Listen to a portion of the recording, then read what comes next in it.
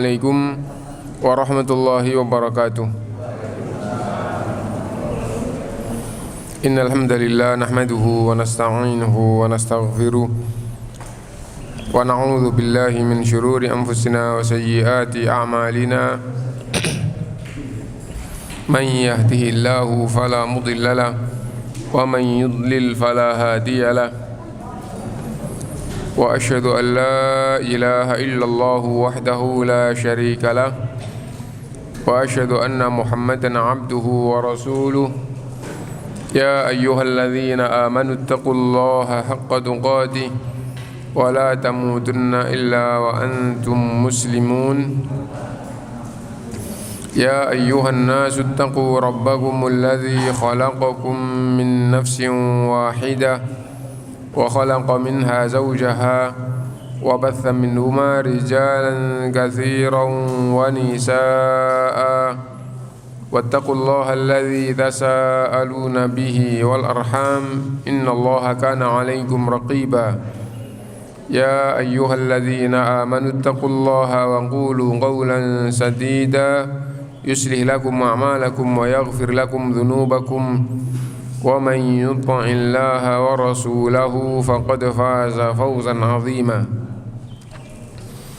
Amma ba'du, fa inna asdaqal hadithi kitabullah wa khairal hadyi hadyu Muhammadin sallallahu alaihi wasallam wa syarral umuri muhdatsatuha wa kullu muhdatsatin bid'ah wa kullu bid'atin dhalalah wa kullu dhalalatin finnar. Bapak-bapak, ibu-ibu rahimakumullah, alhamdulillah kita bisa berkumpul kembali untuk melanjutkan kajian kita dan dari kitab Tauhid yang ditulis oleh Asy-Syaikh Shalih Fauzan Al-Fauzan. Jilid yang pertama kita sampai pada bab wala' wal bara' bagian yang ketiga, mudahanah dan kaitannya dengan al-wala' wal bara'. Mudahana dan kaitannya dengan wala dan bara. Sebelum kita memahami mudahana, kita mengingat dulu makna wala dan bara. Pada pertemuan yang lalu telah kita fahami tentang makna wala dan bara. Wala loyal, bara memusuhi. Wala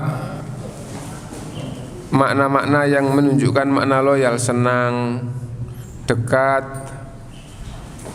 menolong, semua yang berkaitan dengan makna loyal itu adalah wala. Mencintai, membantu, menyenangi, nah itu adalah wala. Allah walinya orang-orang yang beriman. Allah dekat kepada orang yang beriman, Allah senang kepada orang yang beriman, Allah menolong orang yang beriman, dan seterusnya. Orang-orang yang beriman dan bertakwa adalah wali Allah. Orang-orang yang beriman dan bertakwa adalah wali-wali Allah. Wali Allah bagaimana? Penolong Allah, penolong agama Allah. Cinta kepada Allah yang paling tinggi, cinta kepada Allah, cinta langsung kepada zat Allah SWT, cinta kepada sifat-sifat Allah, cinta kepada agama Allah, cinta, senang, dekat, menolong kepada agama Allah. Nah itu adalah wala. Bara' berlepas diri. Saya berlepas diri, saya tidak ikut-ikut, jauh meninggalkan. Dan apabila dituntut memusuhi, itu adalah bara'. Nah, dan di antara dalil yang sangat utama di dalam bab ini, awthaqu ural iman al-hubbu fillah wal bughdhu fillah. ikatan iman yang paling kokoh itu adalah mencintai karena Allah, memusuhi karena Allah, dekat karena Allah, jauh karena Allah. Nah, itu adalah walak dan barok. Mencintai, memusuhi tadi itu walak dan barok itu. Jadi ikatan iman yang paling kokoh, yang paling mendasar adalah al-wala dan barok. Dan sesungguhnya la ilaha illallah itu adalah wala dan barok. Itu. Wala terhadap ketauhidan dan barok terhadap kesyirikan. La ilaha, tidak ada ilah yang hak, tidak ada Tuhan yang benar, yang hak, sesembahan yang benar, yang hak, tidak ada. Semua ketuhanan sesembahan batil. Itu salah, jelek, dan tidak ada jiwa baik yang senang batil. Tidak ada jiwa gitu yang senang salah, jiwa baik yang senang salah gitu. Nah, tidak ada jiwa baik yang senang dengan jelek. Tidak ada ketuhanan sesembahan yang benar. Semua yang dipertuhankan, yang disembah selain Allah itu batil, salah, jelek. Illallah, kecuali hanya Allah SWT, satu-satunya ketuhanan, satu-satunya sembahan yang benar, yang baik. Gitu. Nah, jadi itu. Kemudian man ahabba fillah wa abghadha fillah wa wala fillah wa ada fillah, ini adalah hadis yang terakhir yang lalu yang maknanya sangat jelas terhadap wala dan barok. Setelah itu baru kita masuk ke mudahana. Ya. Man ahabba fillah wa abghadha fillah, siapa yang mencintai karena Allah, memusuhi karena Allah. Wa wala fillah wa ada fillah, loyal karena Allah, memusuhi karena Allah. Jadi senang karena Allah, benci juga karena Allah.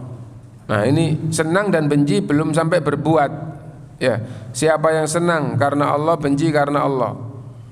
Wa wala fillah wa ada fillah, dan memusuhi karena Allah dan loyal karena Allah. Nah, itu adalah perbuatan itu. Fa innahu la yunalu wilayatullahi illa bidzalik. Ketahuilah, wala kepada Allah, perwalian kepada Allah, tadi itu Allah walinya orang beriman wali Allah, gitu ya. Tidak didapat perwalian kepada Allah illa bidzalik, kecuali dengan 4 hal itu. Hati senang karena Allah, hati memusuhi karena Allah, hati benci karena Allah, loyal dalam ucapannya, dalam tenaganya, dalam hartanya, dalam segala macamnya perbuatannya, loyal karena Allah, memusuhi juga karena Allah. Tidak didapat perwalian hamba kepada Allah. Perwalian bagaimana? Allah walinya hamba, hamba wali Allah. Allah dekat kepada hamba, hamba dekat kepada Allah. Allah cinta kepada hamba, hamba cinta kepada. Enggak didapat itu illa bidzalik, kecuali dengan 4 hal itu.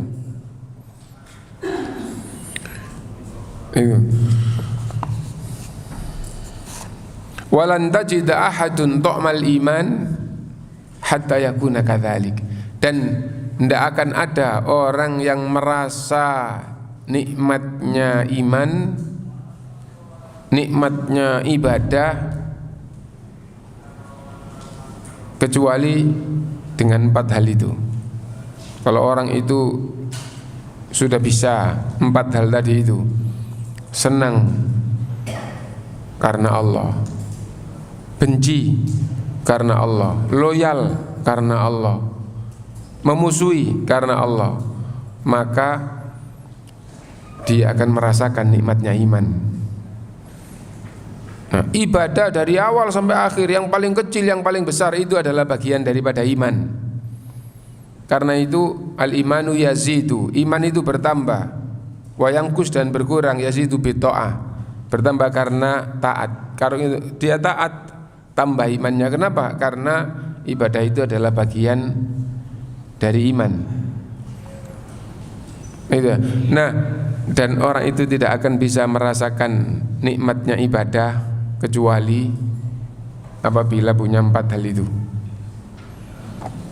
Nah, itu wala dan baro. Nah, sekarang ada bab mudahanah dan kaitannya dengan wala dan baro. Apa mudahanah itu? Nah, mudahanah itu artinya pura-pura, atau artinya pasrah, menyerah, atau artinya meninggalkan amar ma'ruf nahi mungkar, meninggalkan amar ma'ruf nahi mungkar. Semua itu muncul kenapa? Karena dunia, karena kepentingan dunia, karena kesenangan dunia. Berpura-pura itu sifat kemunafikan. Tidak gitu tapi menampakkan diri begitu. Itu pura-pura gitu ya. Itu. Pada dasarnya hatinya enggak, tapi zahirnya kayak gitu. Gitu. Pasrah, tapi hatinya enggak. Gitu. Tidak beramar ma'ruf nahi mungkar. Apa bedanya dengan munafik? Munafik itu aja bohong. Munafik itu balik istilahnya pembahasannya itu kebalik. Apa maksudnya kebalik? Kalau munafik itu hatinya yang jelek, menampakkan diri baik. Menampakkan diri baik dalam pandangan Islam. Hatinya jelek dalam pandangan Islam, menampakkan diri baik. Nah gitu ya. Nah kalau mudaroh itu hatinya tidak cocok. Hatinya tidak cocok dengan yang jelek-jelek itu, tapi menampakkan diri cocok dengan yang jelek. Ya, menampakkan diri cocok dengan yang jelek. Lah kan supaya kita faham apa sih mudaroh gitu ya. Jadi misalnya begini, zahirnya seneng Islam, tapi hatinya enggak seneng Islam. Itu munafik. Ya kalau cara ngomongnya zahirnya seneng Islam, hatinya enggak seneng Islam, itu sudah pembahasan tentang munafik sempurna. Munafik yang sempurna itu adalah zahirnya, hatinya dulu lebih enak. Hatinya enggak seneng Islam, hatinya enggak seneng Islam, tapi zahirnya menampakkan zahirnya seneng Islam. Itu adalah munafik dengan pembahasan sempurna. Kenapa? Karena kalau pembahasannya tidak senang Islam, itu berarti mulai yang paling kecil sifat kemunafikan sampai kemunafikan yang paling besar masuk semua di dalam ungkapan tadi itu. Nah itu kalau kecil ya berarti ada sifat kemunafikan. Nah itu ada sifat kemunafikan. Nah kalau babnya bab iman, yaitu adalah munafik hakiki. Nah itu munafik. Lah sekarang mudaro, zahirnya itu cocok dengan kemaksiatan, tapi hatinya nggak seneng. Hatinya nggak seneng. Zahirnya cocok dengan kemaksiatan, tapi hatinya nggak seneng kemaksiatan. Berarti dalam hal ini ada iman apa enggak? Ada iman ya. Ada iman, tapi itu boleh apa enggak? Nah, itu ada bahasannya di dalam Islam. Karena itu mudharo itu apa? Pura-pura. Ya, pura-pura kan sifat kemunafikan, tapi maksudnya pura-pura dalam hal apa? Nah, nanti itu gitu ya. Menyerah, pasrawa nurutai, tapi hatinya enggak. Hatinya enggak itu. Nah, yang berikutnya termasuk mudharoh, maknanya adalah meninggalkan amar ma'ruf nahi mungkar. Meninggalkan amar ma'ruf nahi mungkar. Itu. meninggalkan ya tidak, gitu aja ya. Tidak beramar ma'ruf nahi mungkar. Hatinya baik, menampakkan tidak baik untuk kepentingan dunia.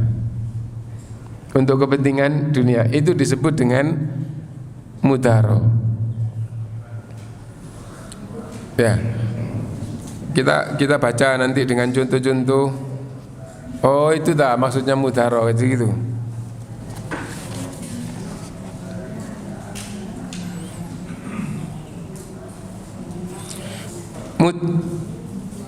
Mudharo beda. Mohon maaf jadi kita ralat gitu ya. Kita harus bukan mudharo, mudahana. Lawannya mudharo ya. Mudharo itu lawannya mudahana. Nah, yang ini adalah mudahana.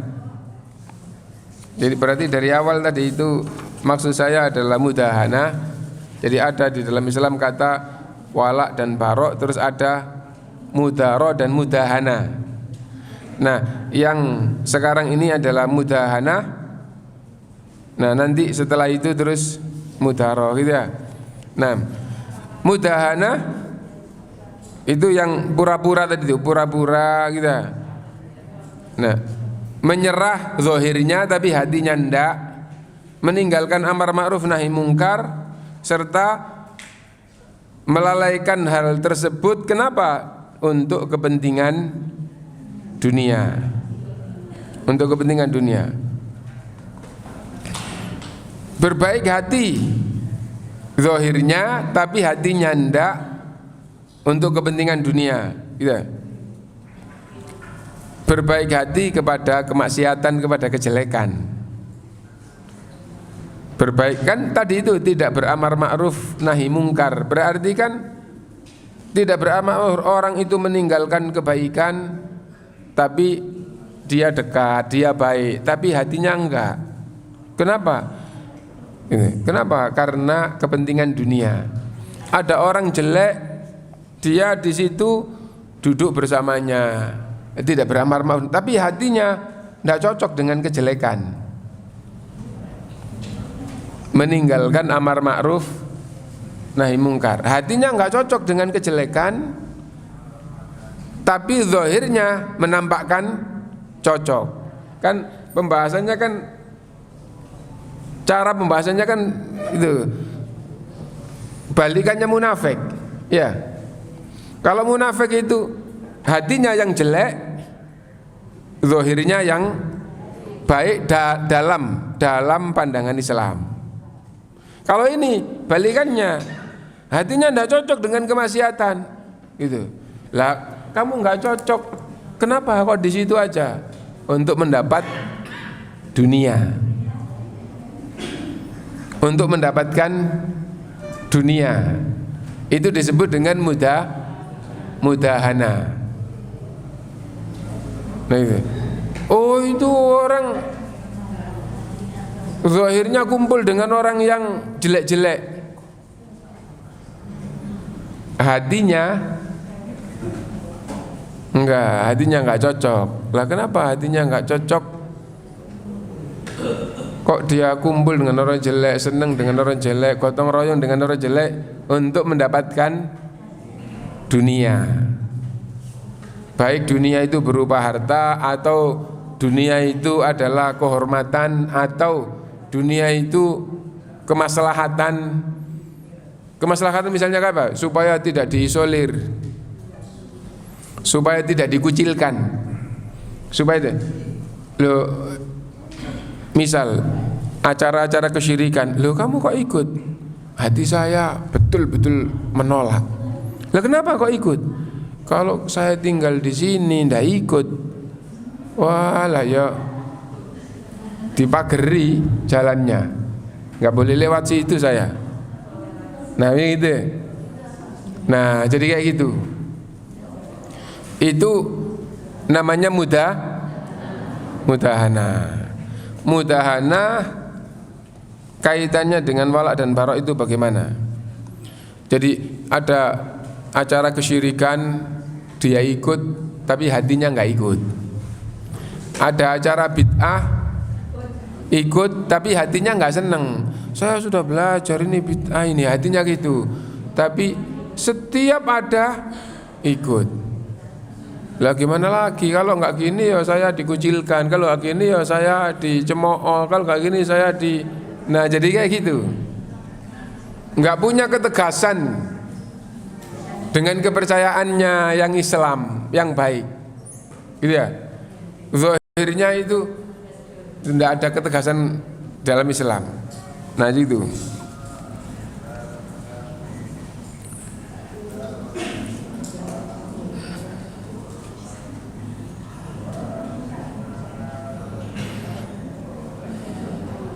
Nah, tapi ada catatannya. Dan pada dasarnya dia mampu menghindar, dia mampu menolak, dia mampu beramar ma'ruf nahi mungkar. Tapi yang dimaksud mampu di sini itu betul-betul dalam pandangan Islam. Apa maksudnya dalam pandangan Islam? Gitu. Apakah kalau kamu berkata kepada mereka, "Oh, ini syirik," apakah kamu dipukuli? Ya enggak. Paling-paling ya jalannya diadang, nggak boleh lewat situ. Nggak masalah, nggak boleh lewat situ, bisa lewat jalan lain, kan gitu. Nah itu gampangnya, itu dia punya kemampuan, itu bukan terpaksa.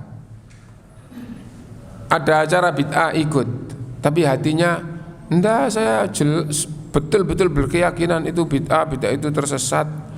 Kalau sampai mati nggak bertaubat, ancamannya adalah neraka, meskipun iman tidak batal. Itu faham saya, dan itu keyakinan saya. Tapi ikut gitu loh. Nah itu namanya mudaro. Padahal dia mampu kalau nggak ikut.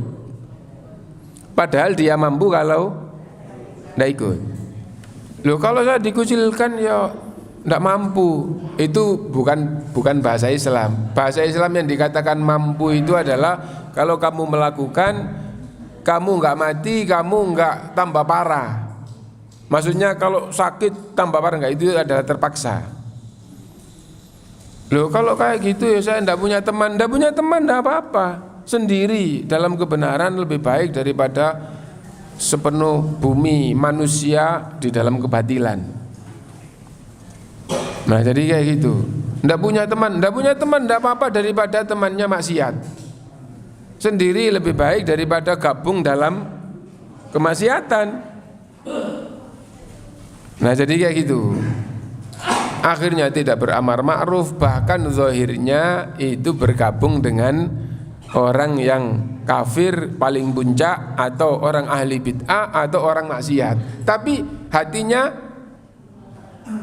ndak kayak gitu. Itu disebut dengan mudaro. Iman masih ada, masih bab mudaro itu iman masih ada. Tapi gitu. Nah tapi tadi itu loh.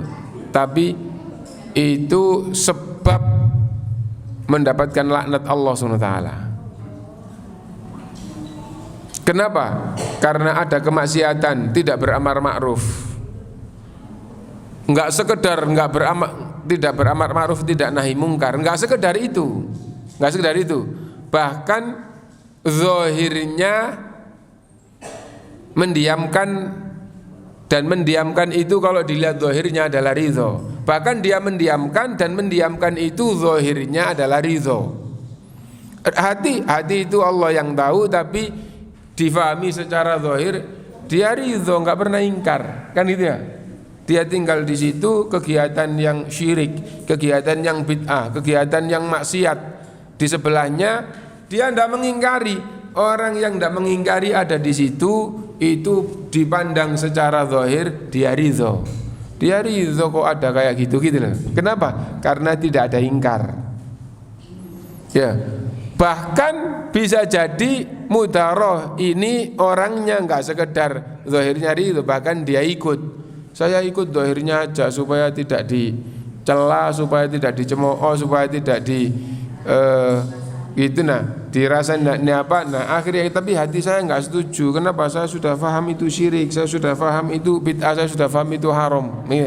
Nah bahkan kayak gitu.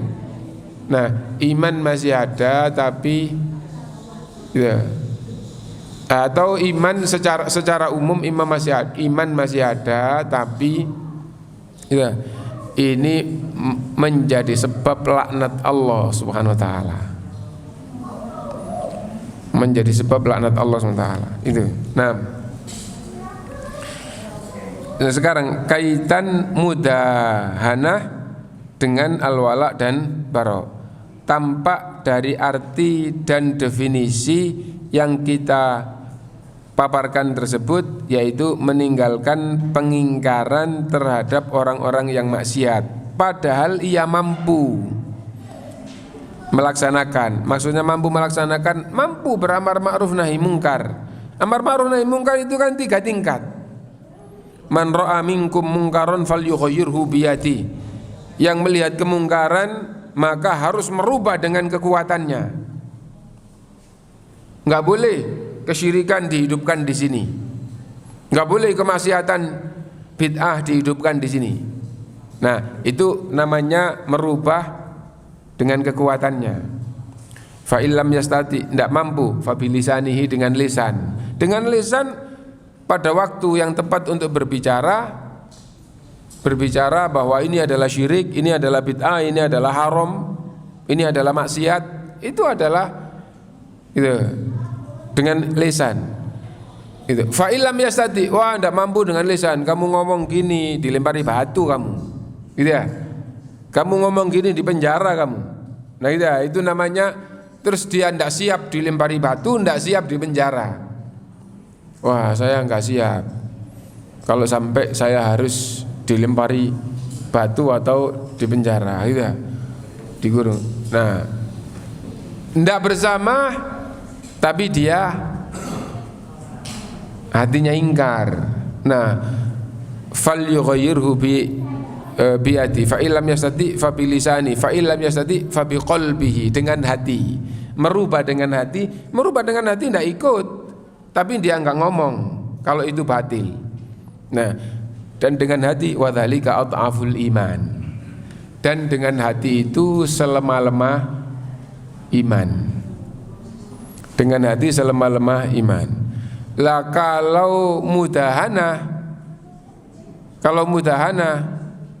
itu tidak ingkar meskipun dengan hati. Kenapa? Batil dengan hatinya oleh perbuatannya. Nah, jadi itu. Jadi misalnya begini, di sebelahnya ada kesyirikan sedang berlangsung, ada kegiatan-kegiatan tapi dia mengandung kesyirikan.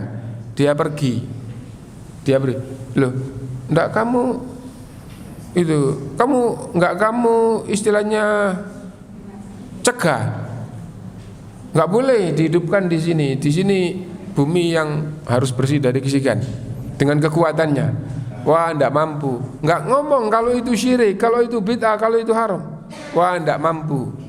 Dengan hati dia pergi. Kenapa kok pergi? Ya di sebelah rumah lah ada kegiatan kesyirikan, di sebelah rumah ada bid'ah, di sebelah rumah ada konser. Nih ya, terus dia pergi ya. Itu namanya ingkar dengan hati. Dia enggak kuat ngomong, dia hati. Itu ingkar dengan hati. Kalau di situ tetap dengar. Kalau di situ ada suara syirik, dengar. Kalau di situ ada suara bid'ah, dengar. Di situ meskipun itu rumahnya. Kalau dia tetap di rumahnya terdengar suara haram, dengar. Ya udah dia pergi.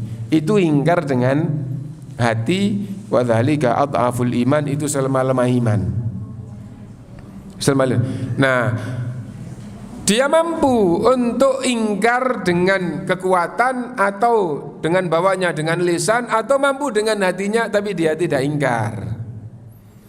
Ya, dia tidak ingkar. Loh, kenapa kamu kok duduk di situ? Kamu kok tetap di situ? Ya kalau nggak gini ya saya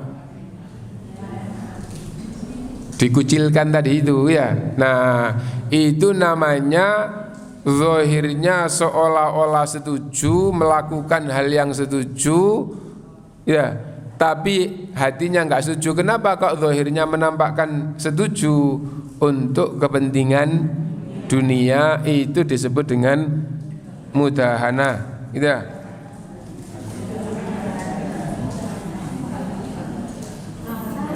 Meninggalkan pengingkaran terhadap orang-orang yang maksiat padahal ia mampu. Meninggalkan pengingkaran tidak mengingkari orang-orang yang berbuat maksiat padahal dia mampu. Bahkan sebaliknya, menyerah kepada mereka, berpura-pura baik kepada mereka, gitu. Hal ini berarti meninggalkan cinta karena Allah. Hal ini berarti meninggalkan cinta karena Allah dan permusuhan karena Allah. Tadi kan hadis yang kita ulang bagian akhir dari makna wala dan barok, awthaqu ural iman al-hubbu fillah wal bughdu fillah. Ikatan iman yang paling kuat adalah cinta karena Allah, benci karena Allah. Nah, ini tidak dilaksanakan.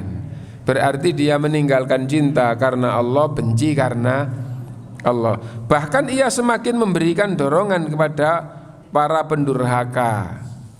Bahkan ia semakin mendukung. Kenapa? Loh, dia saja ikut kok. Gitu loh. Orang yang melakukan, loh dia aja datang kok.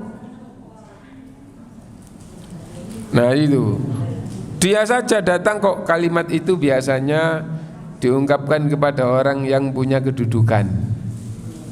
Meskipun kedudukan itu sangat rendah. Misalnya gini, Pak RT aja ikut kok. Nah, kalau Pak RT ya. Atau orang yang banyak sosial, dermawan, banyak memberi, dia aja ikut kok. Semua orang tahu dia banyak bantu, dia ikut. Gitu ya. Gitu. Atau guru ngaji juga ikut. Apalagi tambah besar, ya. Itu ustadz ikut. Itu Pak Camat ikut. Nah, jadi ya, dari ini gitu. Nah, apa yang diingat ini? Memberikan dorongan maknawi kepada orang-orang yang melakukan kesyirikan tersebut atau bid'ah tersebut atau maksiat tersebut. Ya. Nah, itu adalah mudahana. Nah, kalau punya kedudukan, dia aja ikut. Biasanya kan punya kedudukan gitu ya.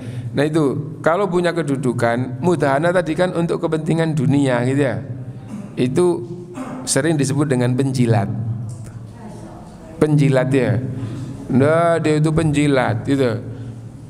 Nah gitu. Kenapa? Karena raja itu batil tapi dia setuju. Kenapa? Untuk mendapatkan dunia. Nah itu. Nah, orang seperti ini masuk di dalam firman Allah SWT di dalam surat Al-Maidah itu 8, 79 dan 80. Nah, ayat ini memberitakan tentang di antara awal rusaknya agama Bani Israel. Bani Israel itu keturunan Nabi Yakub. Nabi Yakub itu anaknya Nabi Ishak. Nabi Ishak itu anaknya Nabi Ibrahim alaihi wassalatu wassalam. Ya, Nabi Ibrahim itu Khalilullah, kekasih Allah. Setelah Nabi Ibrahim alaihi salatu wassalam, semua nabi dan rasul itu keturunannya. Karena itu disebut dengan, dijuluki dengan bapak para nabi. Dan tidak ada yang bisa sampai tingkatannya, tidak ada kecuali satu, Rasulullah SAW, sampai pada tingkatannya bahkan melampauinya. Nah itu. Nah, Nabi Ibrahim kekasih Allah, Nabi Ibrahim ulul azmi, Nabi Ibrahim Rasul, Nabi, ya. Tinggal punya anak namanya Ishak. Nabi Ishak punya anak namanya Nabi Yakub. Nama lain Yakub adalah Israel, keturunannya namanya Bani Israel. Agama secara umum ada di tangan Bani Israel, maksudnya yang paling menonjol, yang menjadikan daerah sana menjadi beragama dengan agama Allah itu secara umum karena Bani Israel. Meskipun akhirnya Bani Israel itu juga rusak dan akhirnya dilaknat oleh Allah, gitu ya. Nah, di antara sebab utama rusaknya agama Bani Israel itu adalah mudahana.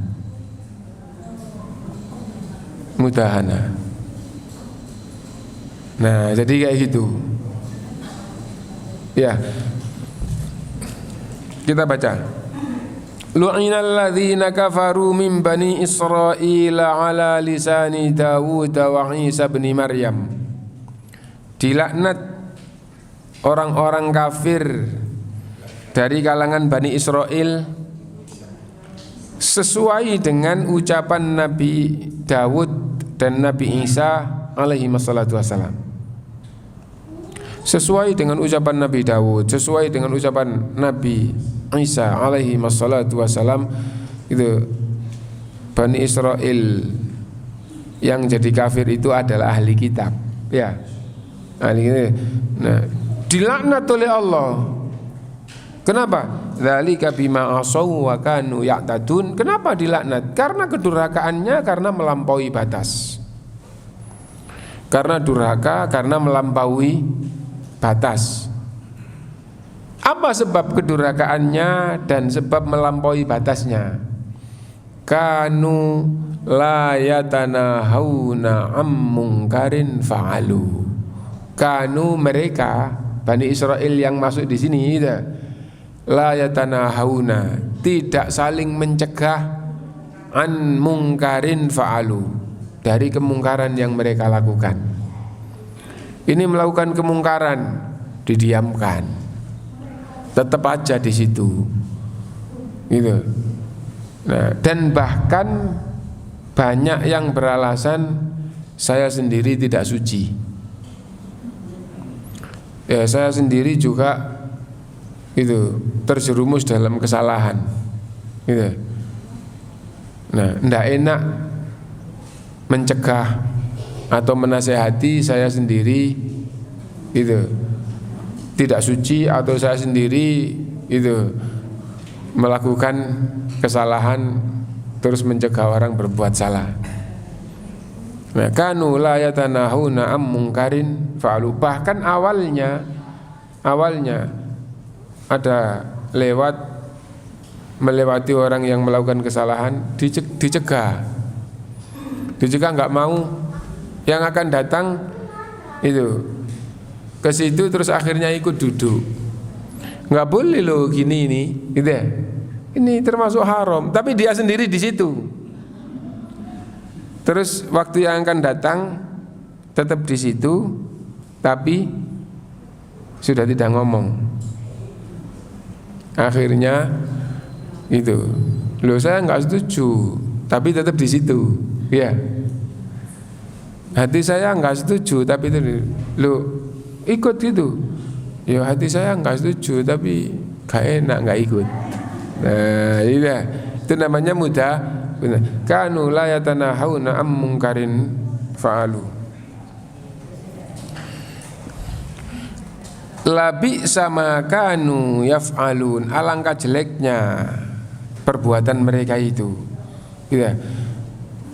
Jadi hatinya tidak setuju, tapi mereka ikut di situ, itu sangat jelek. Kenapa? Karena di samping zahirnya dia ikut, sesungguhnya dia itu mengandung makna mendorong kepada orang-orang yang jelek, mengandung makna dorongan. Bagaimana mengandung makna dorongan? Itu aja ikut kok, itu aja hadir kok, gitu loh. Karena itu kita yang sedang ngaji jangan hadir di hal-hal yang tidak baik. Itu aja ikut kok, supaya tidak kayak itu. Kenapa? Ungkapan itu menunjukkan dorongan kepada mereka, ya. Tara katsirum minhum yatawallawna alladzina kafaru. Kamu akan melihat orang-orang kayak gitu itu berwala kepada orang kafir. Kamu akan melihat orang yang mudahana itu akhirnya berwala. Bagaimana? Puncaknya nanti yang kafir jadi pemimpin. Ya enggak apa-apalah. Gitu. Enggak apa, dia kalau bisa memegang kepemimpinan ya enggak apa-apa padahal orang kafir. Gitu. Nah, jadi itu akhirnya mendudukkan orang kafir sebagai orang yang itu. Kenapa? Akhirnya dekat dengan orang kafir, berteman dengan orang kafir, membantu orang kafir. Akhirnya wala tadi. Makna wala itu akhirnya itu. Gitu. Tara katsiran minhum yatawallawna alladzina. Kamu akan melihat orang yang mudahana itu banyak yang berwala kepada orang kafir. Gitu. Nah, jadi itu puncaknya. Kalau enggak puncak, tara katsirum minhum yatawallawna alladzina ya'sunallaha. Gampangnya begitu, tapi bukan ayat. Yang enggak puncak ya, kamu akan melihat mereka berwala kepada orang yang banyak dosa. Orang banyak dosa dia dekat. Orang wala tadi diantara maknanya kan dekat. Orang banyak dosa dia dekat. Orang banyak dosa dibantu.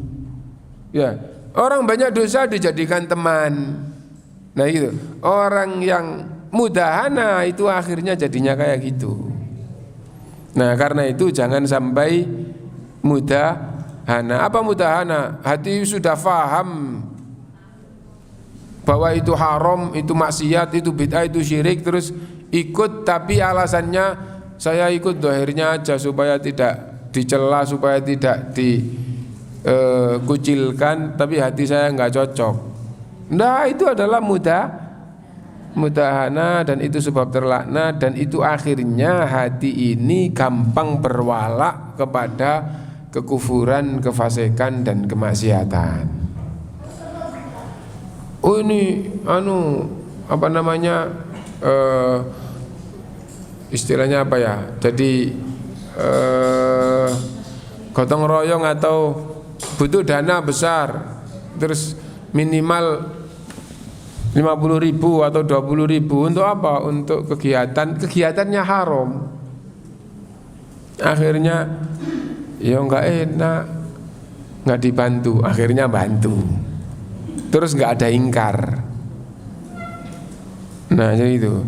Bahkan di salah satu daerah di Surabaya ini setiap tahun itu sudah sampai pada tingkatan RT RW, tanda tangan RT tangan RW. Nah untuk datang petugasnya ke rumah-rumah minta dana untuk apa? Untuk sedekahan bumi. Sedekahan buminya akhirnya apa? Nyembelih sapi 4, 5 gitu. Saya itu sampai kayak gitu di Surabaya. Di Surabaya. Ini kan kita di Surabaya ya. Di Surabaya ya. Ada di tengah-tengah Surabaya ini sampai kayak gitu. Sedekahan bumi itu apa? Sedekahan bumi itu adalah kesyirikan. Dasarnya apa? Menyembelih kepercayaan sedekahan bumi supaya negerinya tidak kena bala. Nah jadi itu sudah tingkatannya tanda tangan RT, tanda tangan RW, datang ke rumah. Nah ada yang nggak mau, minimal 50.000, minimal 100.000 gitu ya. Ada yang nggak mau, ada tapi ya akhirnya RT dan orang-orang yang tahu itu gak gelem ikut bayar. Nah jadi kayak gitu. Diapain? Didang jalannya? Enggak. Ya apa? Ya dikucilkan atau digunjing enggak apa-apa daripada tolong menolong di dalam kesyirikan. Pak, mohon maaf ya, pemerintah, gubernur, segala macam itu juga tidak kayak ini itu acara lokal dan pemahaman saya berbeda. Kalau beragama itu dilindungi di Indonesia ya.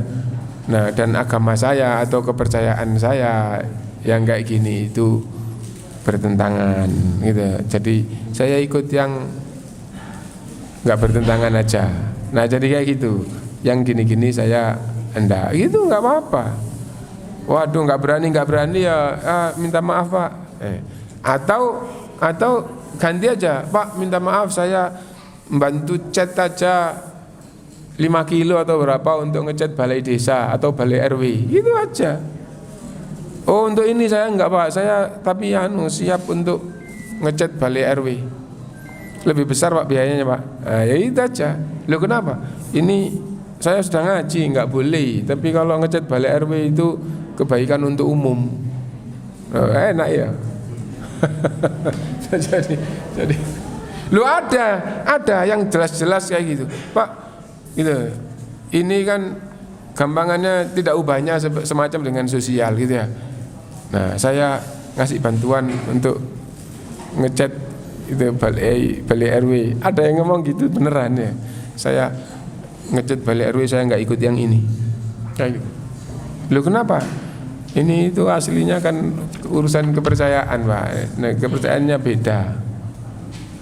Nah, itu.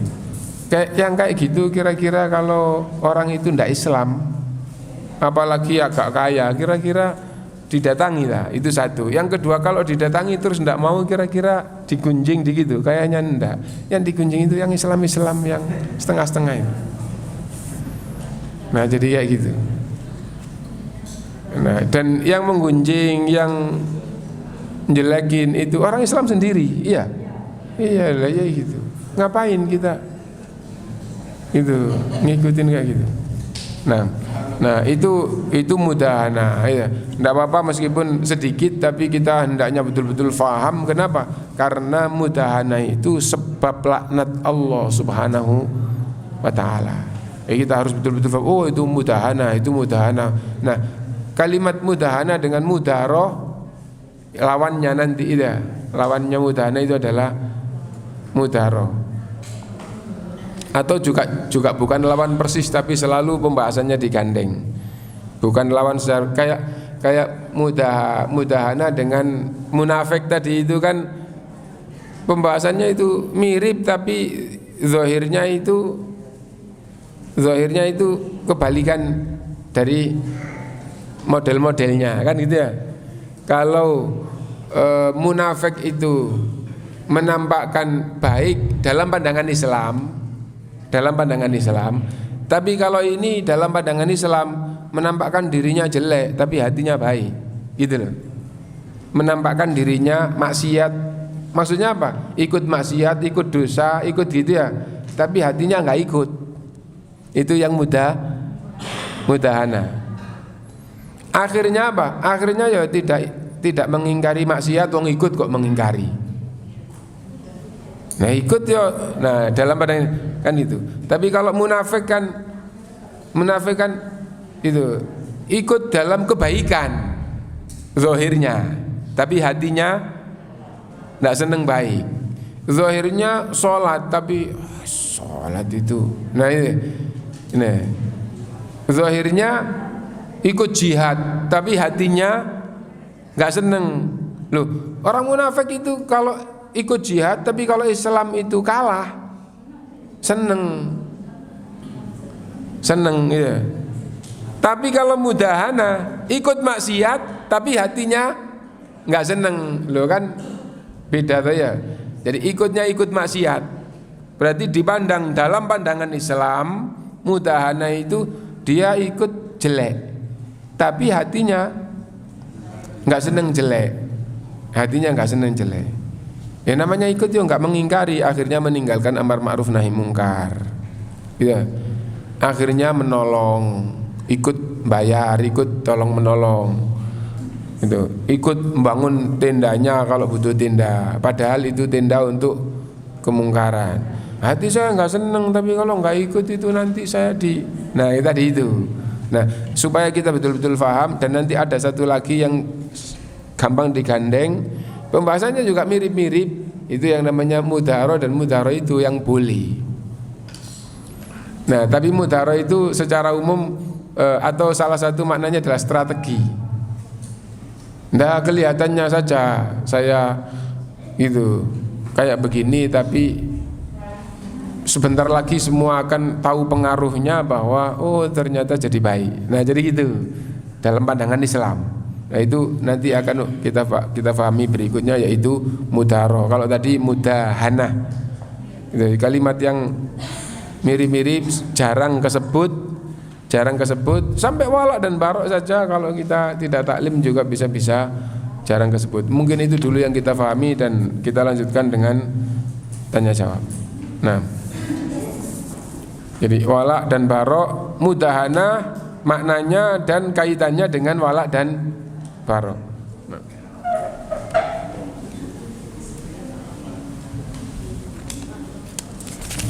Kalau ada yang bertanya pakai langsung juga nggak apa-apa. Assalamualaikum, maaf Ustaz, mau tanya mengenai malam tirakatan 17 Agustus. Bagaimana di kalangan RT semua warga harus ikut iurannya? Bagaimana hukumnya dan bagaimana kita menyikapinya? Saya tidak tahu tentang malam tirakatan itu maksudnya apa gitu ya. Yang saya tahu ya ngobrol bareng, makan-makan. Nah gitu ya. Nah jadi kayak gitu, dan itu aslinya itu tidak ada di dalam Islam. Ya. Dan itu kalau dijadikan kepercayaan nanti akhirnya jadi batil. Ya. Nah, kalau dijadikan kebiasaan rutin terus tidak boleh geser waktunya, tidak boleh, itu sendiri di dalam Islam meskipun tingkatan masing-masing itu beda-beda, itu juga tidak boleh. Tidak boleh ada amalan yang ditetapkan waktunya di sini atau tempatnya di sini, meskipun itu hanya sekedar peringatan-peringatan biasa, itu tidak dibenarkan di dalam Islam. Tidak dibenarkan dalam Islam, gitu.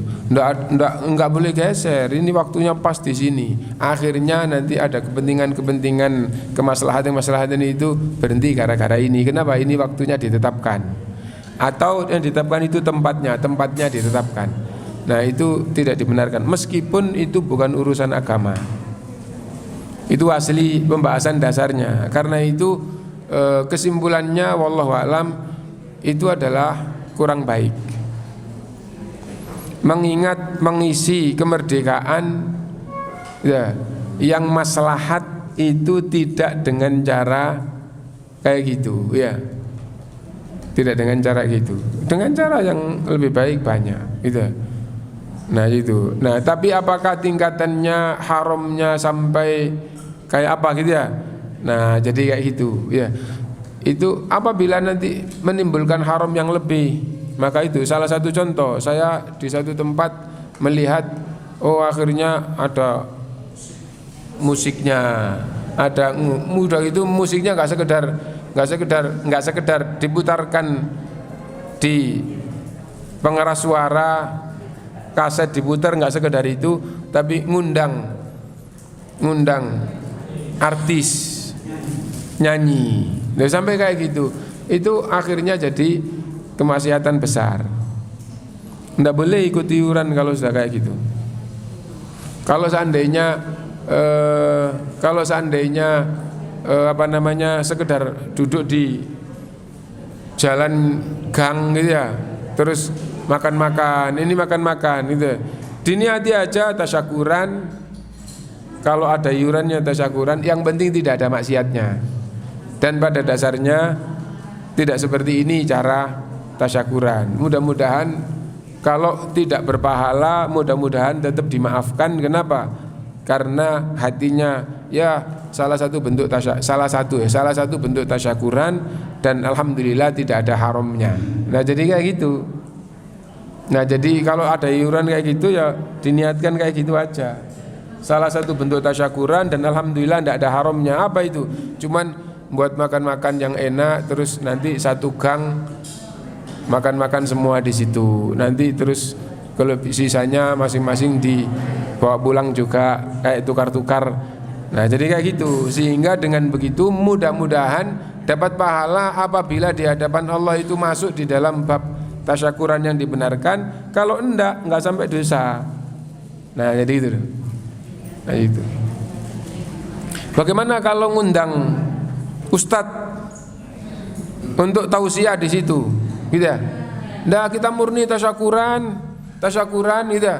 Terus hanya berkaitan makan-makan, terus orang-orang hendaknya bawa makan sendiri-sendiri, nanti dimakan di sana bersama, selebihnya tukar-tukaran bawa pulang. Murni tasyakuran, terus ngundang ustadz, bagaimana, gitu ya? Jawabannya, kalau ustadz yang diundang itu meluruskan, maksudnya meluruskan itu menunjukkan makna kayak gitu. Paling puncak ini itu mudah-mudahan termasuk tasyakuran yang dibenarkan sehingga dapat pahala. Kalau enggak itu insya Allah menjadi tasyakuran biasa tapi bukan tasyakuran syar'i sehingga paling enggak dosa. Gitu. Nah, adapun tausiah ketika orang itu kumpul terus menghadirkan tausiah itu adalah kebaikan. Insya Allah tidak apa-apa kalau betul-betul hanya kayak gitu. Gitu. Dari sisi kegiatannya, mudah-mudahan betul-betul murni. Enggak ada tendensi apa tasyakuran. Kenapa? Karena merdeka gitu. Nah, dan tadi itu ada pembahasan dasar kegiatan-kegiatan gitu. Yang kayak misalnya kayak kelahiran, kayak wah saya masuk rumah ini tanggal 2 gitu, bulan 2 tahun 2022.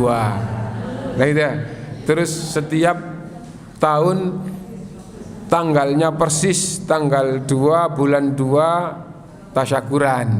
Gitu ya. Itu aslinya salah. Ya. Dalam pandangan Islam itu aslinya salah. Kenapa? Karena Anda menetapkan tasyakuran pada tanggal tertentu itu salah dalam Islam ya. Nah itu ya. Akhirnya nanti ada kebaikan yang ditinggal gara-gara kesalahan ini. Apa salahnya?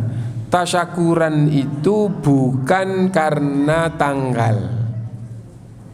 Tasyakuran itu kalau mendapat nikmat dari Allah, maka setelah menerima cepat-cepat tasyakuran.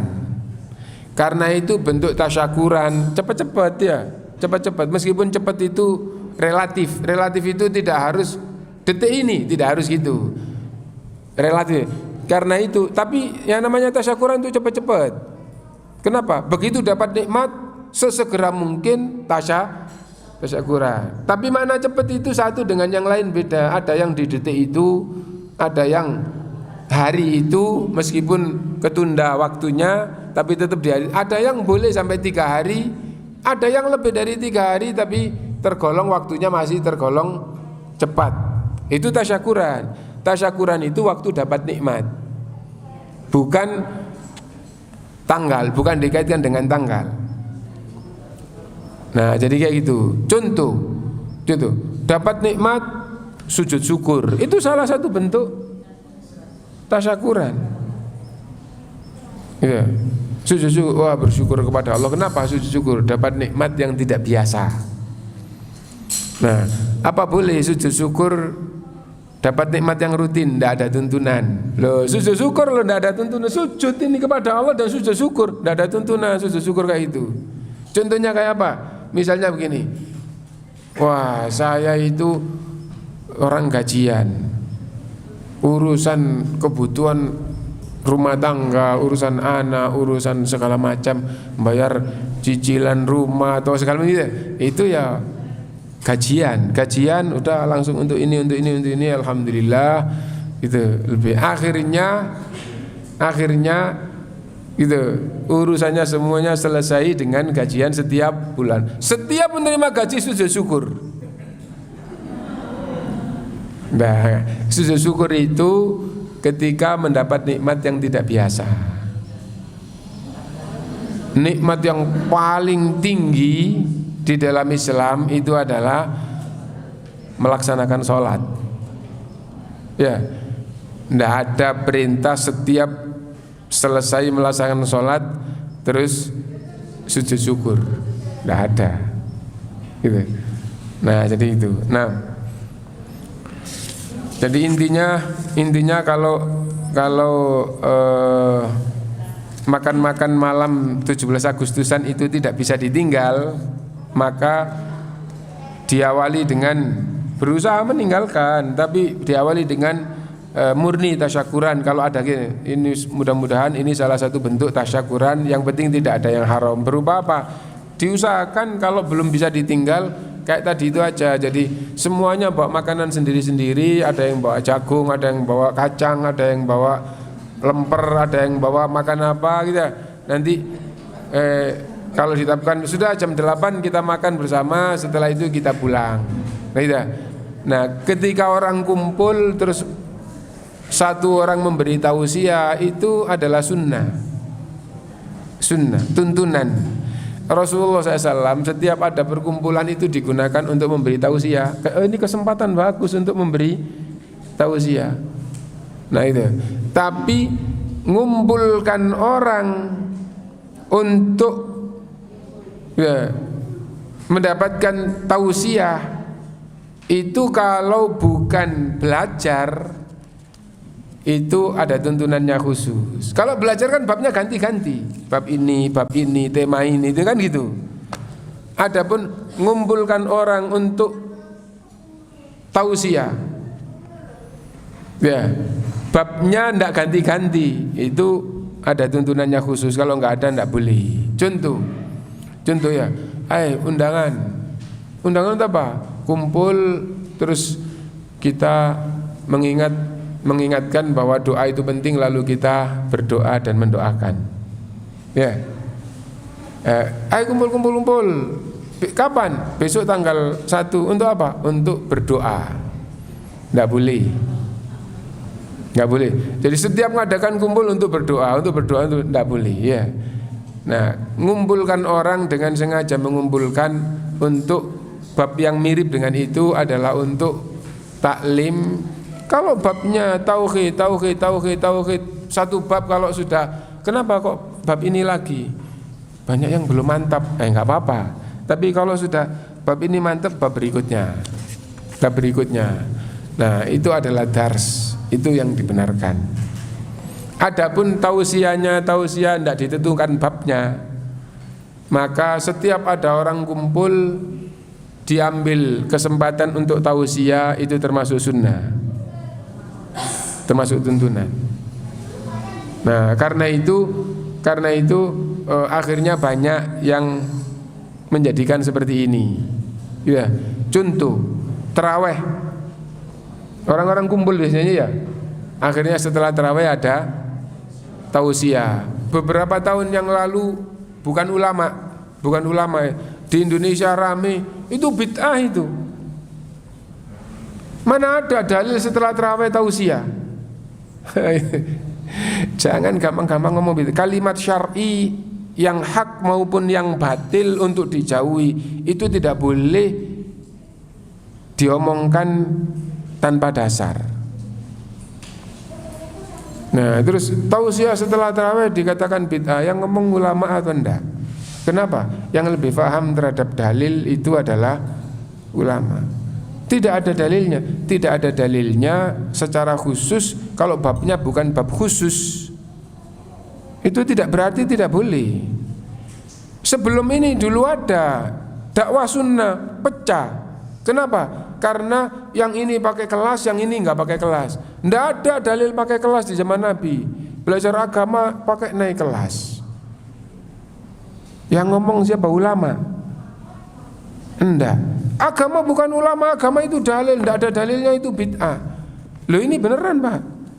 Ini beneran. Dakwah sunnah mengalami di Indonesia ini kayak gitu. Nah, sampai pada tingkatan di Madinah itu mufti dunia, gitu. Mufti yang fatwanya paling dipakai di dunia itu di abad terakhir ini itu adalah dari Saudi. Banyak orang-orang luar menilai bahwa kalah dengan mufti Mesir, kalah dengan banyak gitu ya orang di luar ya. Tapi kenyataannya tidak bisa diingkari. bahwa fatwanya ulama Saudi itu dicetak di hampir semua negara bahasa Arab, ada yang nggak diterjemahkan, ada diterjemahkan. Misal sekedar misal gitu ya. Masalah hadis itu ya. Ulama ahli hadis yang paling akhir di zaman yang paling dekat dengan kita siapa? Syekh Albani. Gitu ya. Itu kalau enggak ustadz, enggak ulama sunnah, enggak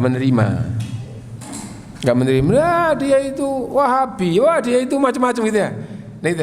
Nah, tapi yang betul-betul ulama meskipun bukan sunnah, gitu, mau di Mesir, mau di luar gitu, sekarang tidak bisa diingkari. Di mana-mana kalau jurusan hadis, terus bahwa hadis itu nanti wasahhahul Albani akan ngomong begitu di dalam tulisannya, di dalam disertasinya, di dalam tesisnya. Kalau jurusan hadis akan nyebut wasahhahul Albani. Ngapain soal Albani? Sekarang tidak sini. Sekarang perpustakaan di negara-negara yang tidak mau sunnah pun perpustakaan Islam, terus ada buku-buku rujukan, di situ ada silsilah hadis sahih, silsilah hadis dhaif Al-Imam Al-Albani. Nah, gitu. Padahal enggak cocok karena enggak sunnah. Nah itu. Nah, gampangnya kayak gitu. Nah, buku fatwa tadi kayak gitu. Gitu.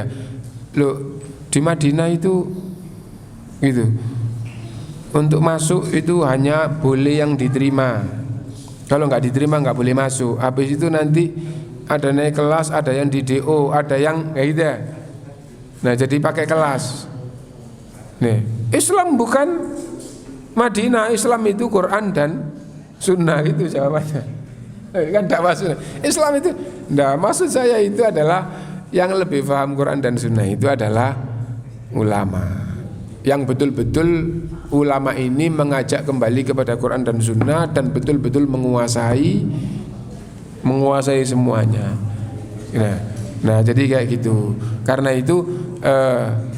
itu kalau babnya itu tidak tetap gitu ya. Nah intinya kaitannya dengan ilmu. Satu ayat maksudnya begini dijadikan tausiah. Ya. Itu setiap ada orang kumpul terus disempatkan untuk memberi tausiah, itu kebiasaan Rasulullah dan kebiasaan sahabat.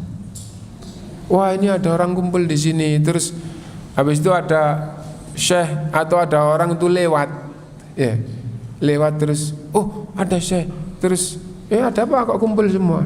Oh ini ada syekh, mohon tausiahnya. Langsung gitu. Ya. Nah, ittaqullah, bertakwalah kepada Allah. Kita dalam kumpul seperti ini kumpul, kalau kumpul ketaatan itulah yang baik. Kalau kumpul dunia atau kumpul untuk kemaslahatan dunia itu urusan dunia. Kalau yang tidak untuk kepentingan dunia tidak usah ikut. Kalau ini adalah tasliyah itu kayak rekreasi kayak gitu ya. Jangan sering-sering. Kenapa? Ngikutin kesenangan itu kalau berlebih itu menjauhkan diri dari Allah. Itu adalah tausiah, gitu. Enggak ada persiapan, enggak ada, tapi intinya itu adalah ilmu supaya memberi nasihat ke depan itu jadi baik. Nah, jadi kayak gitu. Adapun ditetapkan sebagai ritual, wah, yo enggak lengkap terawih, enggak ada tausiahnya. Nah, itu kan namanya seolah-olah tausiah itu adalah rangkaian dari tarawih. Kalau gitu ya itu sudah salah. Tapi salah ini bukan harus ditutup atau dihentikan. Salah ini diluruskan bahwa tausiah ini hanya kesempatan karena sedang kumpul, ada ayat sebagai nasihat untuk kita semuanya. Wallahu a'lam itu. Nah, ya kita akhiri subhanakallahumma bihamdika asyhadu an la ilaha illa anta astaghfiruka wa atubu ilaik. Walhamdulillahirabbil alamin. Assalamualaikum warahmatullahi wabarakatuh.